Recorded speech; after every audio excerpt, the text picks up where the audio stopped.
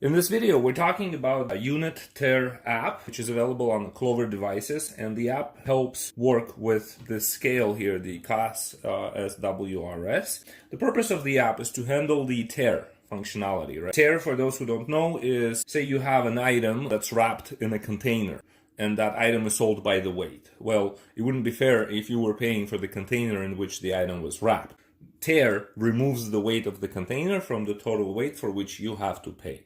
That's it. That's the Tare functionality. Now, within this functionality, we have ability to work with either customer-specific containers, with in-store containers, or item-specific containers. And so let me kind of briefly explain the difference between the three. Customer-specific containers, that's when a customer walks into the store with their own bin to get some stuff to put into their own container, and they'd expect to pay only for the things that they've put in the container, but not for their own container. In-store containers. So imagine you're a yogurt shop and you have 4 different cup sizes for all of your ice creams, right? So this is a in-store container because regardless of what ice cream you put in it, you're still choosing from one of those 4 different cups.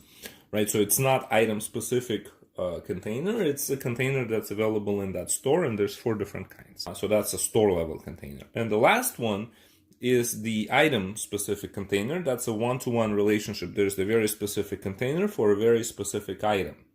What are the differences between the 3? And it's quite obvious, right? So when the customer container, we're talking about that, is what we're talking when a customer brings their own container into the store. The in-store containers are, they need to get, so when you select an item, you want to trigger the in-store container to choose which one the item is put into.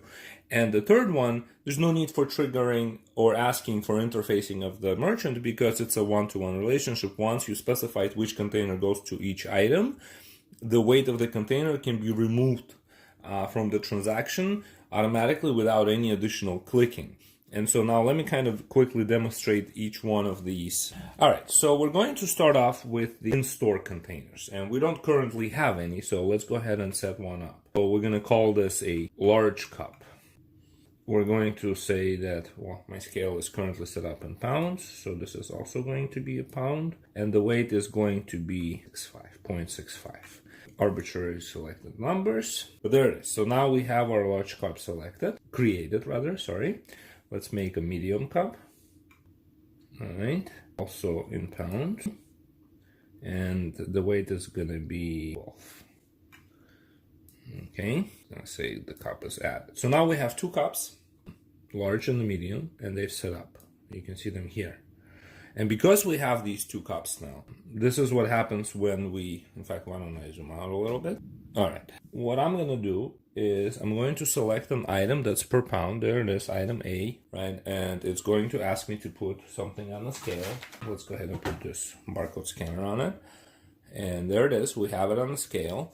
It's 0.35 pounds, but our container is actually much bigger than that. Let's put something else on the scale. There's a pound. In fact, why don't we make it this much? So there is the container app, right? So it says, you have an item that you just put in a cart at pound 52, and you can deduct either a large cup or a medium cup from that container.